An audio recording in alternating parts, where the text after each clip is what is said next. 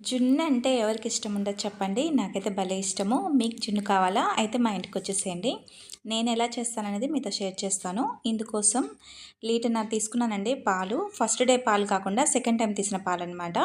Next వచ్చేసి స్వీట్‌కి తగ్గట్టు బెల్లం తీసుకున్నాను. తర్వాత ఒక పావు లీటర్ పాలు యాడ్ చేస్తున్నాను, పచ్చి పాలు. నెక్స్ట్ వచ్చేసి మనకి మిరియాలు, నెక్స్ట్ వచ్చేసి సొంఠి, ఇలాచీ వేస్తున్నాననమాట. ఈ పొడి చేసుకొని వేసుకోవాలి.